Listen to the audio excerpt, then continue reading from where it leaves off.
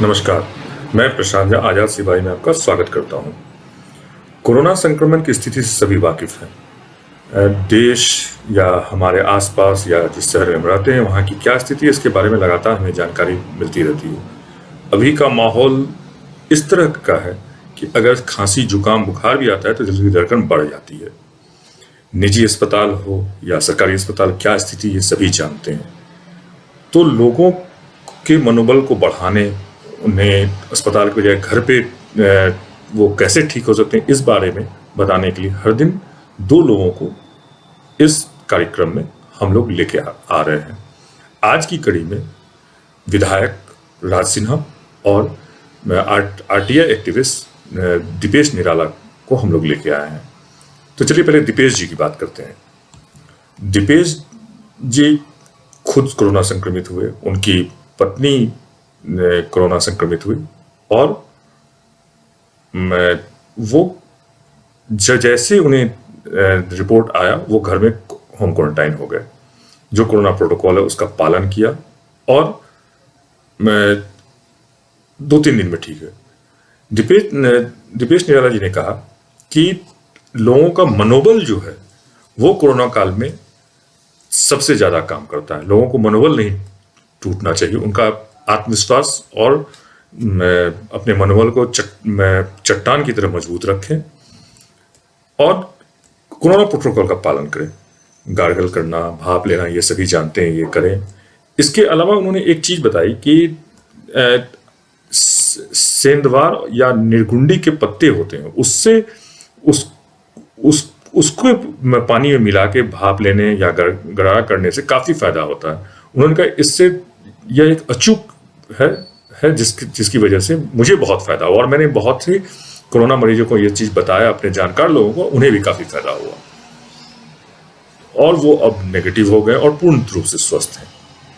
इसी तरह राज सिन्हा विधायक जो हैं वो उन्होंने वीडियो शेयर करके हमारे साथ बताया है किस तरह से वो घर में रहते हुए कोरोना को मात दिया है। उनके पास सुविधा है, वो विधायक हैं, किसी अस्पताल में जा सकते थे, निजी अस्पताल, उसके बावजूद वो घर पे रहे। तो आइए उनका वीडियो देखते हैं। आज कोरोना रिपोर्ट नेगेटिव आने के बाद मैंने सोचा कि अपने अनुभवों को शेयर करूं।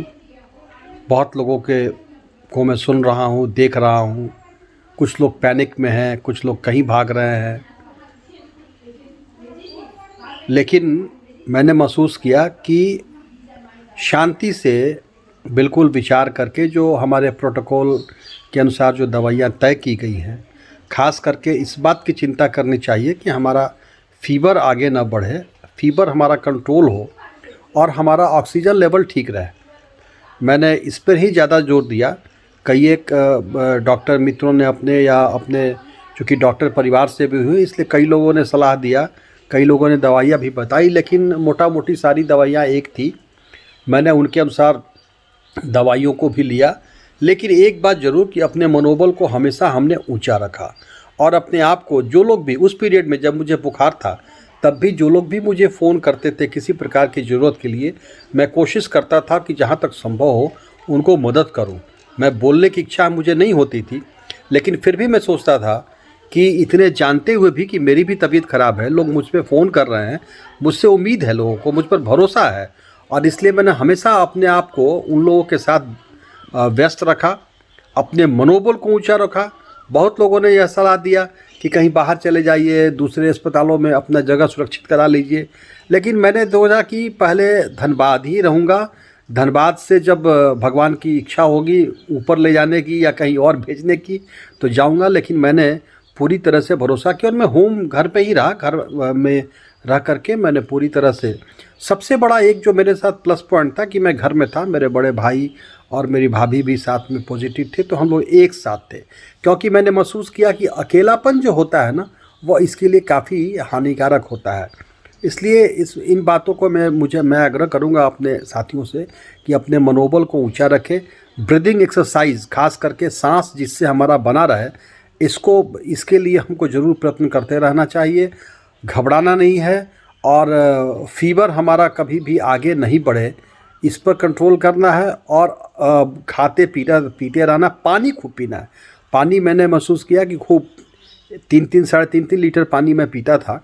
तो इस प्रकार से अपने मनोबल को ऊंचा रखिए और भगवान की कृपा से सारे शुभेच्छुओं, जितने भी हमारे इष्ट मित्र, हज़ारों की संख्या में लोग विश कर रहे थे, आशीर्वाद कर रहे थे, लोग भगवान से प्रार्थना कर रहे थे, अपने गुरुदेव, अपने सब जितने भी हमारे सब लोग हैं, गुरुजन हैं, बड़े हैं, सब लोगों की आशीर्वाद से, सब लोगों की शुभेच्छा से मैं बिल्कुल नेगेटिव आया, स्वस्थ हूँ और उम्मीद करता हूँ कि आप लोगों के दया से, आप लोगों की शुभकामना से आगे भी आपके बीच में बना रहूँगा।